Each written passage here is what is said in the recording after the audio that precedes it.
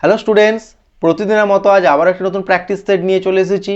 এই প্র্যাকটিস সেটে বাছাই করা কিছু প্রশ্ন রয়েছে যেগুলি সমস্ত স্টেট লেভেল এবং সেন্ট্রাল লেভেলের কম্পিটিটিভ এক্সামেতে হেল্পফুল হবে। শুরু করছি আজকের প্র্যাকটিস সেটের প্রথম প্রশ্ন। দ্বিতীয় আলেকজান্ডার বা সিকান্দার ই সানি কোন শাসকের উপাধি ছিল? দ্বিতীয় আলেকজান্ডার বা সিকান্দার ই সানি কোন শাসকের উপাধি ছিল? অপশন কুতুবুদ্দিন আইবক, নাকি আলাউদ্দিন খলজি, নাকি ফিরোজ শাহী তুগলক, নাকি কনিষ্ক? পারবি?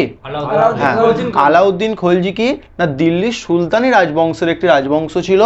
সেই বংশটা কি না খলজি বংশ। খলজি বংশের প্রতিষ্ঠাতাকে জালালউদ্দিন খলজি 1290 সালে খলজি বিপ্লব ঘটাচ্ছে, অর্থাৎ খলজি বংশের প্রতিষ্ঠা হচ্ছে। তার ভাইপো ছিল কে? আলাউদ্দিন খলজি, যে 1296 সালে কিন্তু খলজি বংশের সিংহাসনে বসছে এবং দিল্লি শাসন করছে। আচ্ছা, আলাউদ্দিন খলজি কি না দ্বিতীয় আলেকজান্ডার বা সিকান্দার ই সানি কিন্তু উপাধি নিয়েছিল। আচ্ছা, আলাউদ্দিন খলজি কি দাগ এবং হুলিয়া প্রথার প্রবর্তন করেন। দাগ কি না অস্ত্র চিহ্নিতকরণ, আর হুলিয়া কি না সেনাদের দৈহিক বিবরণ লিখে রাখার যে ব্যবস্থা, সেটা হচ্ছে হুলিয়া। তাহলে বলতে পারে দাগ এবং হুলিয়া প্রথার প্রবর্তন কে করেছিল? আলাউদ্দিন খলজি। আচ্ছা, খলজি, এই যে খলজি কথার অর্থ কি? তুর্কি ভাষাতে খলজি কথার অর্থ হচ্ছে যোদ্ধা। তুর্কি ভাষায় খলজি কথার অর্থ কি? যোদ্ধা। আচ্ছা, সে এই আলাউদ্দিন খলজি আর কি করেছিল না আলাউদ্দিন খলজির সেনাপতি মালিক কাফুর, সে কিন্তু দক্ষিণ ভারত যে অভিযান হয়েছিল সেখানে কিন্তু সে মানে প্রধান ভূমিকা পালন করেছিল। তাহলে কিন্তু প্রশ্ন আসতে পারে যে মালিক কাফুর কার সেনাপতি ছিল? আলাউদ্দিন খলজি। আর এই মালিক কাফুরের সেনাপতিত্বেই কিন্তু আলাউদ্দিন খলজি দক্ষিণ ভারত অভিযান করে। হলো। আচ্ছা, আলাউদ্দিন খলজি থেকে আর কি কি ইম্পর্টেন্ট রয়েছে না কুতুব মিনারের সামনে কি আলাই দরওয়াজা নির্মাণ কে করেছিল? আলাউদ্দিন খলজি। এবং বাজার দর ব্যবস্থার জন্য সে সমস্ত বাজারকে 3টি ভাগে ভাগ করে দিয়েছিল, তাই তো? একটা সাহানা মান্ডি, যেখানে সমস্ত শস্য আরে বিক্রয় হতো, শস্যের বাজার। আচ্ছা, বস্ত্রের বাজার ছিল, যেটাকে সরাই আদল বলা হচ্ছে। আর কি না আরও তোর অন্যান্য সমস্ত জিনিসগুলো একটা বিক্রি, অর্থাৎ তোর গরু, তারপর ছাগল, মানে পশুদের জন্য কিন্তু একটা আলাদা বাজার করে দিত। তাহলে কি বাজার দর নিয়ন্ত্রণের জন্য কিন্তু আলাউদ্দিন খলজি তোর বিখ্যাত। আর কি রেশনিং ব্যবস্থার সূচনা করেছিল কে? আলাউদ্দিন খলজি। আচ্ছা, এবার সুলতানি যুগের সবচেয়ে কম টাইম পিরিয়ড খলজি। হ্যাঁ, সুলতানি যুগের সবচেয়ে কিন্তু কম টাইম পিরিয়ড রাজত্ব করেছিল এই খলজি রাজবংশ। আচ্ছা, এবার কুতুবুদ্দিন আইবক। কুতুবুদ্দিন আইবক কি দিল্লির সুলতানি যুগের প্রতিষ্ঠাতা, কিন্তু প্রকৃত প্রতিষ্ঠাতা যখনই বলে দিবে তার জামাই ইলতুৎমিশ হয়ে যাবে। তাহলে দিল্লি সাম্রাজ্যের সুলতানি সাম্রাজ্যের প্রতিষ্ঠাতাকে কুতুবুদ্দিন আইবক। আর তোর প্রকৃত প্রতিষ্ঠাতা যখনই বলে দিবে তখন হয়ে যাবে তার জামাই শামসুদ্দিন ইলতুৎমিশ। আচ্ছা, আইবক শব্দের অর্থ কি? কৃতদাস, কারণ তিনি মোহাম্মদ ঘড়ির কিন্তু কৃতদাস ছিল। আচ্ছা, কুতুবুদ্দিন আইবক তোর দিল্লিতে সুফি সাধক কুতুবুদ্দিন বখতিয়ার কাকির উদ্দেশ্যে কিন্তু সে কুতুব মিনারের নির্মাণ কাজ শুরু করেছিল। হলো। আচ্ছা, কুতুবুদ্দিন আইবক তার দানশীল মনোভাবের জন্য কি বলা হতো তাকে? লাখ বক্স বা লক্ষ দাতা বলা হতো। আচ্ছা, এবার ফিরোজ শাহী তুগলক। ফিরোজ শাহী তুগলক হচ্ছে তুগলক বংশের 4টে তো রাজবংশ ছিল দিল্লি সুলতানের। প্রথম কি ছিল? দাস বংশ, তারপর খলজি বংশ, তারপর তুগলক বংশ, তারপর সৈয়দ বংশ, তারপর লোদি বংশ। এই 5টি রাজবংশের মধ্যে কিন্তু সবচেয়ে সেরা শাসক যদি বলা হয়ে থাকে ফিরোজ শাহ তুগলক। তুগলক বংশের তো শ্রেষ্ঠ শাসক ফিরোজ শাহ তুগলক বটেই, তার পাশাপাশি পুরো একবারে সুলতানি যুগের শ্রেষ্ঠ রাজা ছিল ফিরোজ শাহী তুগলক। এই জন্য ফিরোজ শাহী তুগলককে বলা হয় সুলতানি যুগের আকবর। তাহলে সুলতানি যুগের আকবর কোন শাসককে বলা হয়? ফিরোজ শাহী তুগলক। আচ্ছা, কনিষ্ক। কনিষ্ককে বলা হয় দ্বিতীয় অশোক। দ্বিতীয় আলেকজান্ডার বললে আলাউদ্দিন খলজি, যেটা প্রশ্ন ছিল। আর কনিষ্ককে কি বলা হতো? দ্বিতীয় অশোক। গুলি ফেললে হবে না। দ্বিতীয় অশোককে কনিষ্ক, আর দ্বিতীয় আলেকজান্ডার আলাউদ্দিন খলজি। আচ্ছা, আলাউদ্দিন খলজি তো দেখ, আলাউদ্দিনটা অনেক বড় নাম আর আলেকজান্ডারটাও বড় নাম। তাহলে দ্বিতীয় আলেকজান্ডার আলাউদ্দিন খলজি, কনিষ্কটাও দেখ ছোট্ট একটা 3 অক্ষরের, আর এটা হচ্ছে 3 অক্ষরের। তাহলে দ্বিতীয় অশোক বললে কনিষ্ক, আর দ্বিতীয় আলেকজান্ডার বললে কে? আলাউদ্দিন খলজি। ক্লিয়ার? আচ্ছা, নেক্সট প্রশ্ন। নিম্নলিখিত কোন জোড়াটি সঠিক নয়? নিম্নলিখিত কোন জোড়াটি সঠিক নয়? অপশন বলছে ভিতরকণিকা হাইপেন অলিভ রিডলে কচ্ছপ, মানে চারটে জিনিস দিয়ে দিয়েছে, সেখানে বলছে যে কোন পেয়ারটা ঠিক নয়। ভিতরকণিকায় অলিভ রিডলে কচ্ছপ, মানে ভিতরকণিকা অভয়ারণ্যতেই কি অলিভ রিডলে কচ্ছপটা পাওয়া যায়, এটা কি ঠিক? অপশন বি বলছে দলমা পাহাড় হাইপেন বন্য হাতি, নাকি কাজিরাঙ্গা হাইপেন একশৃঙ্গ গন্ডার, নাকি দাচিগ্রাম এশিয়াটিক সিংহ। পারবি? না, ভিতরকণিকাটা কোন রাজ্যে আছে? উড়িষ্যা রাজ্যে রয়েছে, এবং উড়িষ্যা রাজ্যেরই একটা সৈকত রয়েছে। উড়িষ্যাটা কি বঙ্গোপসাগরের তো একটা সৈকত, তাই তো? তাহলে ওই বঙ্গোপসাগরে একটা সৈকত রয়েছে যেটা উড়িষ্যা রাজ্যে রয়েছে, সেটা হচ্ছে গহিরমাথা সৈকত। গহিরমাথা সৈকতে কিন্তু তো অলিভ রিডলে কচ্ছপটা বিখ্যাত, মানে প্রচুর পরিমাণে পাওয়া যায়। তাহলে কিন্তু এবার প্রশ্ন এসেছে যে অলিভ রিডলে কচ্ছপ কোন স্টেটে রয়েছে? কি? উড়িষ্যা। তাহলে অলিভ রিডলে কচ্ছপটা হচ্ছে তোর কি তোর গহিরমাথা সমুদ্র সৈকতে পাওয়া যায়, যেটা কিন্তু বর্তমানে ভিতরকণিকার অভয়ারণ্যের অন্তর্গত। তাহলে এটা ঠিকভাবে ম্যাচ হচ্ছে, তাহলে ঠিক আছে। আচ্ছা, দলমা পাহাড় হাইপেন তোর বন্য হাতি, খবরে অনেক সময় দেখি বলে যে দলমা পাহাড় থেকে বন্য হাতি বেরিয়ে গেছে, দলমার হাতি পুরো একবার বলে না, কোথা থেকে আছে? দলমার জঙ্গলের হাতি। তাহলে দলমা জঙ্গলটা কোথায়? ঝাড়খণ্ডে আছে, সেখানে বন্য হাতি কিন্তু বিখ্যাত। তাহলে এটাও ঠিকঠাকভাবে ম্যাচ করেছে। আচ্ছা, কাজিরাঙ্গা অসমের কাজিরাঙ্গা একশৃঙ্গ গন্ডার, এটাও ঠিকঠাক ম্যাচ করেছে। আচ্ছা, দাচিগ্রাম এশিয়াটিক সিংহ, দাচিগ্রাম কোথায় আছে? জম্মু অ্যান্ড কাশ্মীরে রয়েছে। আমি বলেছিলাম দাচিগ্রাম মানে কি 10টা গ্রামকে নিয়ে গড়ে উঠেছিল সর্বপ্রথম বলে একটা দাচিগ্রাম নাম হয়েছে। এই দাচিগ্রাম কিসের জন্য বিখ্যাত? কিসের জন্য? কাশ্মীরি হরিণ, বা যেটা হাঙ্গুল বলা হয়, হাঙ্গুল হাঙ্গুল, কাশ্মীর হরিণও বলতে পারে, অপশনে হাঙ্গুলও দিতে পারে। তাহলে ওর জন্য কিন্তু দাচিগ্রাম বিখ্যাত। তাহলে দাচিগ্রাম কি এশিয়াটিক সিংহের জন্য বিখ্যাত হচ্ছে? তাহলে এটা ঠিকভাবে ম্যাচ হয়নি। এশিয়াটিক সিংহের জন্য কোনটা বিখ্যাত? গুজরাটের গির অরণ্য। তাহলে গুজরাটের গির অরণ্য কিন্তু এশিয়াটিক সিংহের জন্য বিখ্যাত। আচ্ছা, আরো কিছু জেনে নিই। আচ্ছা, হেমিস ন্যাশনাল পার্ক কি ভারতের সবচেয়ে বৃহত্তম ন্যাশনাল পার্ক, যেটা কোথায় আছে? লাদাখে আছে। লাদাখ রয়েছে। এই হেমিস ন্যাশনাল পার্কে কি বিখ্যাত? তুষার চিতা, স্নো লেপার্ড। হলো।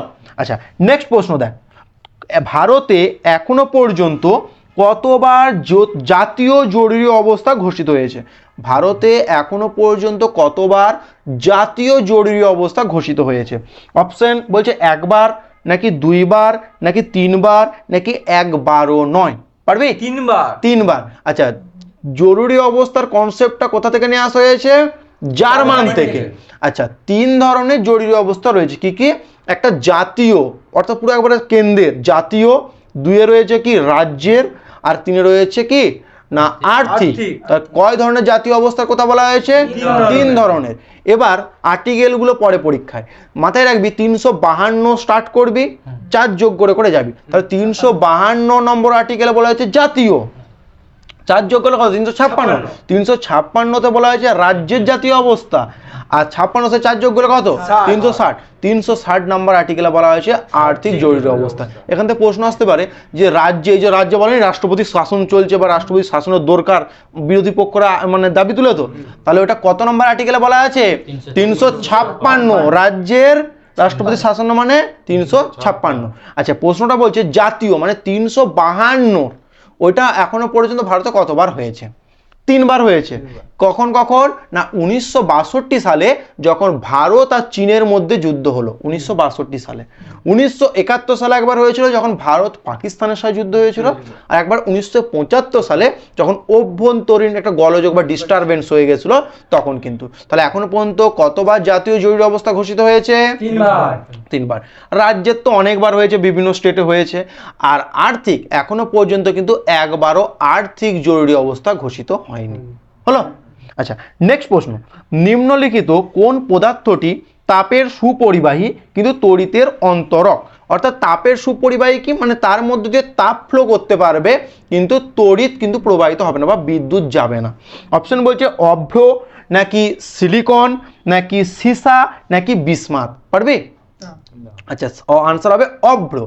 অভ্র মাথায় রাখবি একটি অধাতব খনিজ, বা অভ্র কি একটি অধাতু। তাহলে আচ্ছা, ধাতুর আর অধাতুর একটা মানে বৈশিষ্ট্য রয়েছে, ধাতু কিন্তু তাপ এবং তড়িৎ দুটোই পরিবহন করতে পারে, কিন্তু এক্সেপশন আছে, কোন কোন ধাতু হয়তো পারে না, কিন্তু মেজরিটি কি ধাতু তাপ ও তড়িৎ ফ্লো করতে পরিবহন করতে পারে।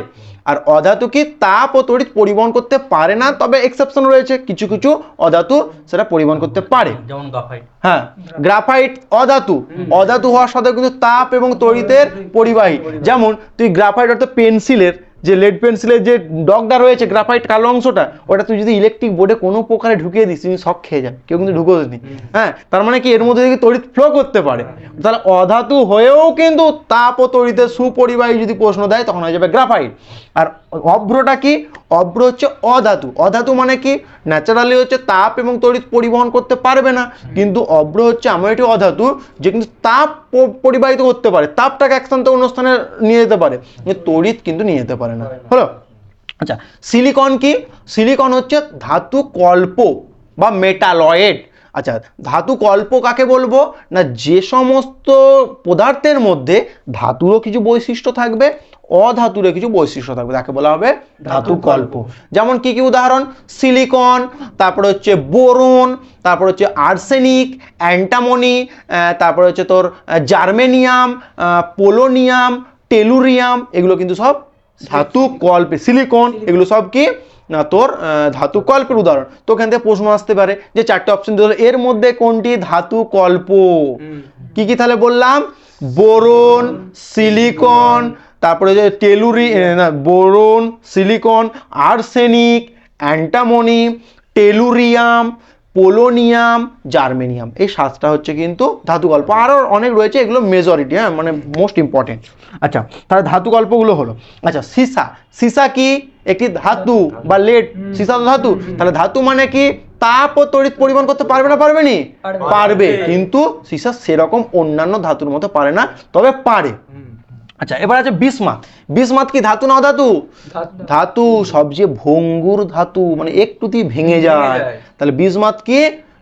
ভঙ্গুর, খুব ভঙ্গুর ধাতু, একটুতেই প্রেসারে কিন্তু ভেঙে যাবে, তাহলে ধাতু মানে কি তাপ ও তড়িৎ পরিবহন করতে পারবে, তাই তো? আচ্ছা, তাহলে এখান থেকে জানলাম তাপ ও তড়িৎ। আচ্ছা, যদি বলা হয় এমন একটি ধাতুর নাম বলো যে সবচেয়ে বেশি পরিমাণে বিদ্যুৎ পরিবহন করতে পারে বা তড়িৎ পরিবহন করতে পারে, ডাব্লিউবি প্রিভিয়াস ইয়ার শেষ ছিল, আনসার হবে রূপা। রূপা হচ্ছে কিন্তু সবচেয়ে বেশি তড়িৎ পরিবহন করতে পারা একটা ধাতু, তারপরই রয়েছে কি? তামা। আচ্ছা, তাহলে প্রশ্ন জাগতে পারে যে তাহলে ইলেকট্রিকগুলোতে তামা কেন দেওয়া হয়? রূপা দিলে অনেক কস্টলি পড়ে যাবে, এর জন্য তামাকে দেওয়া হয়। হলো? আচ্ছা, নেক্সট প্রশ্ন, জাতীয় কংগ্রেসের প্রথম অধিবেশন কোথায় হয়েছিল? আইএনসির ফার্স্ট যে অধিবেশনটা হয়েছিল সেটা কোথায় হয়েছিল? অপশন বলছে পুনে, নাকি বোম্বাই, নাকি দিল্লি, নাকি কানপুর? বোম্বাই। বোম্বাই। কোথায় হয়েছিল? বোম্বাইয়ের গোকুল দাস তেজপাল সংস্কৃত কলেজে হয়েছিল। কত সালে? 1885 সালে। সেই সময় ভারতের ভাইসরয় কে ছিল? ডাফরিন। ডাফরিন ছিল। আর তোর হচ্ছে কতজন সদস্য নিয়ে হয়েছিল? 72 জন সদস্য নিয়ে হয়েছিল। সভাপতি কে ছিল? উমেশ চন্দ্র ব্যানার্জি। কিন্তু অপশন দিয়েছে পুনে, মাথায় রাখবি, অ্যাকচুয়ালি কিন্তু জাতীয় কংগ্রেসের প্রথম অধিবেশনটা হওয়ার কথা ছিল পুনেতে হওয়া ছিল, কিন্তু পুনেতে কেন হলো না? পুনে সেই সময় হচ্ছে কলেরা রোগ ছড়িয়ে গিয়েছিল, ঠিক আছে? আর কলেরা কি একটা জলবাহিত এবং খুব ছোঁয়াচে রোগ, তার জন্য কিন্তু এটাকে শিফট করে দিল, অর্থাৎ পুনে থেকে শিফট করে কোথায় চলে গেল? বোম্বাইয়ে চলে গেল। হলো? আচ্ছা, তারপরে নেক্সট প্রশ্ন, উত্তর গোলার্ধে সবচেয়ে বড় দিন সংগঠিত হয় কত তারিখে? উত্তর গোলার্ধে সবচেয়ে বড় দিন সংগঠিত হয় কত তারিখে? অপশন বলছে 21শে জুন, নাকি 21শে মার্চ, নাকি 22শে ডিসেম্বর, নাকি 23শে সেপ্টেম্বর? পারবি? 21শে মার্চ। না, 21শে মার্চ নয়, 21শে মার্চ মহাবিষুব। আচ্ছা, বিষয়গুলো বলেছি দেখ, সূর্য মানে আমরা কি জানি? পৃথিবী কিন্তু ঘুরছে, সূর্য স্থির, কিন্তু প্রকৃতপক্ষে সবাই কিন্তু ঘুরছে, সূর্যও কোনো না কোনো একটা গ্যালাক্সি, ওই গ্যালাক্সির সাইডে ঘুরছে, আকাশগঙ্গা গ্যালাক্সির চারপাশে ঘুরছে। তাহলে আপাত দৃষ্টিতে দেখতে গেলে আমরা যদি সূর্যকে যদি স্থির ধরে নিই, আর ধরে নিলাম পৃথিবী অর্থাৎ গ্রহটাকে ধরে নিলাম, পৃথিবীটা হচ্ছে স্থির ধরছে, আর সূর্যকে হচ্ছে কি ধরছি যে ঘুরছে বা মুভমেন্ট করছে। তাহলে সূর্য পৃথিবীর যখন নিরক্ষরেখায় লম্বভাবে কিরণ দিচ্ছে তখন দুটো তারিখে দেয়, একটা হচ্ছে 21শে মার্চ, আর একটা 23 সেপ্টেম্বর। 21শে মার্চটাকে বলা হয় মহাবিষুব আর 23শে সেপ্টেম্বরটাকে বলা হয় জলবিষুব। আচ্ছা, আমি প্রথমে 21শে মার্চটাও ধরলাম। 21শে মার্চ সূর্য পৃথিবীর নিরক্ষরেখায় লম্বভাবে কিরণ দিচ্ছে। আস্তে আস্তে আস্তে সূর্য ওপরের দিকে উঠছে, উঠতে উঠতে উঠতে 21শে জুন তারিখে, তাহলে 21শে মার্চ থেকে যাত্রা শুরু করেছিল, 21শে জুন তারিখে সূর্য কি না পৃথিবীর কর্কট কান্তি রেখার উপর লম্বভাবে কিরণ দিচ্ছে, মানে উপরে উঠে গেছে, নিরক্ষরেখাতে উপরে উঠে গেছে, কর্কট কান্তি রেখা অর্থাৎ 23.5 ডিগ্রি উত্তর অক্ষরেখায় লম্বভাবে কিরণ দিচ্ছে। সেই তারিখটা কবে? 21শে জুন। তাহলে উত্তর গোলার্ধে কর্কট কান্তি রেখা কোন গোলার্ধে আছে? উত্তর গোলার্ধে। তাহলে উত্তর গোলার্ধে যদি কাছাকাছি সূর্য চলে আসে তাহলে নিশ্চয়ই উত্তর গোলার্ধের দিনটা বড় হবে, আর উত্তর গোলার্ধের দিন বড় হলে রাত ছোট হবে, আর দক্ষিণ গোলার্ধে ঠিক তার অপোজিট হবে, অর্থাৎ রাতটা বড় হয়ে যাবে, দিনটা ছোট হয়ে যাবে, তাই তো? এই যে দেখ সূর্যটা উপরের দিকে উঠছে, এটা কি বলা হয়? উত্তরায়ণ হলো। তাহলে 21শে মার্চ থেকে সূর্য আস্তে আস্তে আস্তে আস্তে আস্তে উপর দিকে উঠলো, কর্কট কান্তি রেখার উপর লম্বভাবে কিরণ দিচ্ছে, সেটা হয়ে গেল কর্কট সংক্রান্তি বা সেটাকে বলে সামার সলস্টিস। Summer solstice. এখান থেকে প্রশ্ন আসতে পারে সূর্য উত্তর দিকে সর্বোচ্চ কতটা পর্যন্ত উঠতে পারে, সেটা হয়ে যাবে কর্কট কান্তি রেখা। কর্কট আর কান্তি রেখার পর কিন্তু যে মেরুবৃত্ত প্রদেশীয় রেখাগুলো আছে সেখানে কিন্তু যেতে পারবে না। 23.5 ডিগ্রি উত্তর, আবার 23.5 ডিগ্রি থেকে তাহলে 21শে জুন চলে গেছে, 21শে জুন থেকে আবার আস্তে আস্তে আস্তে আস্তে আস্তে আস্তে আস্তে নামছে, দিয়ে আবার নিরক্ষরেখায় লম্বা হয়ে কিরণ দিচ্ছে, সেটা কবে? 23শে সেপ্টেম্বর। তাহলে দেখ এখানে মার্চ থেকে শুরু করেছিল, মার্চ এপ্রিল মে জুন, 3 মাস উপর দিয়ে উঠলো, জুন থেকে আবার জুন জুলাই আগস্ট সেপ্টেম্বর, আবার 3 মাসে আবার এখানে নিরক্ষরেখায় কিরণ দিচ্ছে, সেটা হয়ে গেল জলবিষুব। তাহলে দেখ দুবার নিরক্ষরেখায় লম্বা হয়ে কিরণ দিচ্ছে, দিয়ে আবার দক্ষিণ দিকে নামছে, দক্ষিণ দিকে নামতে নামতে সর্বোচ্চ মকর কান্তি রেখা যাবে 23.5 ডিগ্রি দক্ষিণ, সেটা কখন আসবে? 22শে ডিসেম্বর। এই যে নিচের দিকে নামছে, এই যে একবারে 21শে জুন থেকে 22শে ডিসেম্বর থেকে যে ক্রমশ নিচের দিকে নামছে, এটাকে বলা হবে কি? দক্ষিণায়ন। আবার 22শে ডিসেম্বর থেকে আবার উপরের দিকে উঠবে, যে এটা উত্তরায়ণ হলো। রাতটা বেশি হয় আর দিনটা হ্যাঁ, যখন মকর কান্তি রেখার কাছে সূর্যরশ্মি চলে আসবে তখন কি সূর্য চলে আসবে, তখন ওখানে মকর কান্তি অর্থাৎ দক্ষিণ গোলার্ধের দিন বড় হয়ে যাবে, রাত ছোট হয়ে যাবে, আর উপরের থেকে উত্তর গোলার্ধে ঠিকঠাক বিপরীত অবস্থান হয়ে যাবে, অর্থাৎ রাত বড় হবে, দিন ছোট হবে। বল। আর হচ্ছে দিন রাত সমান। ওই তো 21শে মার্চ আর তোর 23শে সেপ্টেম্বর, এটা তো মহাবিষুব জলবিষুব। বিষুব কথা মানে কি? বিষুব কথার অর্থ হচ্ছে সমান, অর্থাৎ দিন এবং রাত্রি দুটোই সমান থাকবে। আচ্ছা, এই যে দেখ এই সূর্যটাকে উপর দিকে উঠছে আবার নিচের দিকে নামছে, কিন্তু মনে হচ্ছে পৃথিবীটা স্থির, তাই তো? কিন্তু অ্যাকচুয়ালি তো এটা নয়।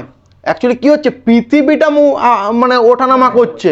এই যে আপাত দৃষ্টিতে দেখে মনে হচ্ছে সূর্যটা ওঠানামা করছে, এটা কি বলা হয়?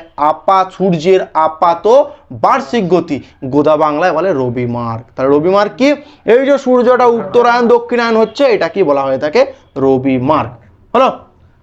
এইটা তো উত্তর গোলার্ধে প্রথমে গেছিল, আবার মাঝখানে আসবে, মাঝখানে এসে আবার তলাকে গেল দক্ষিণায়ন, দক্ষিণায়ন পর টানা উত্তর। টানা কেন যাবে? এই তো দাদা আমাকে আসুন, 22শে ডিসেম্বর হলো, 22শে ডিসেম্বর থেকে আবার উঠতে উঠতে আবার কি আবার মার্চ মাসে একবার থামবে, মানে থামবে বলতে আমি এই অর্থে বলতে চাইছি, থামে কি দাঁড়িয়ে থাকবে? ওই উঠতে আসবে, উঠতে উঠতে এই মুহূর্তে 21শে মার্চ যখন আসবে তখন নিরক্ষরেখা সরাসরি আসবে, আবার 21শে মার্চ পর কি আবার জুন পর্যন্ত উঠবে।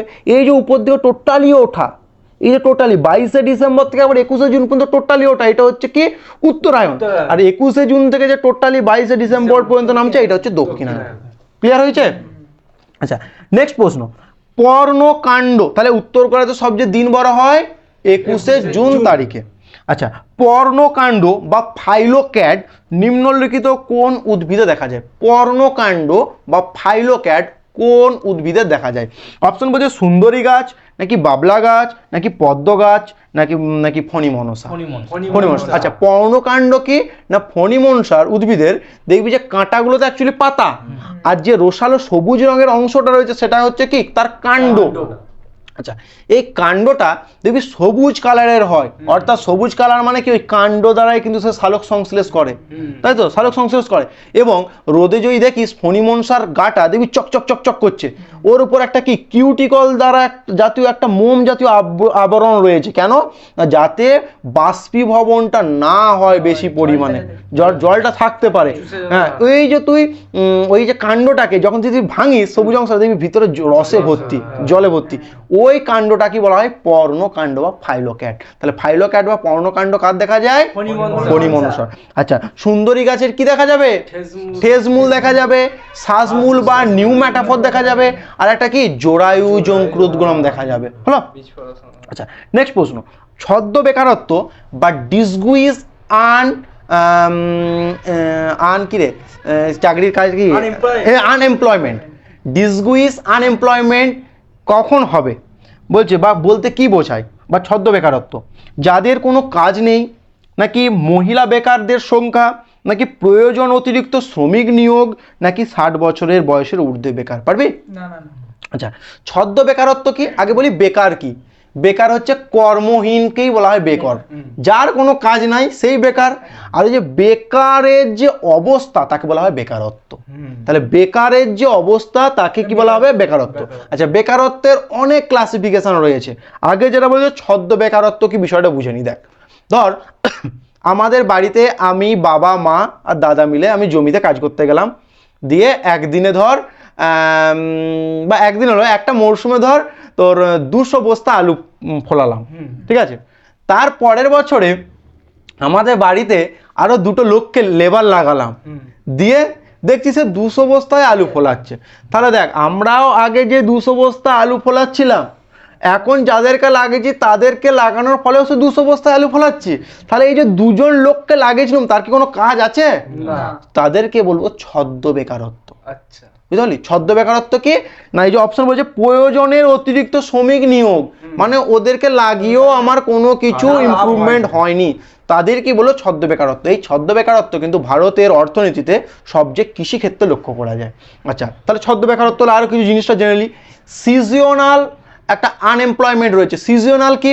এখন গ্রীষ্মকাল, এখন দেখবি আইসক্রিম লোকেরা আইসক্রিম বিক্রি করতে বেরোচ্ছে। যখন শীতকাল চলে যাবে তখন কি সেই লোকটা ওই কাজটি চলে গেল, তখন সেই লোকটা কোন বেকারত্বের পর্যায়ে পড়বে?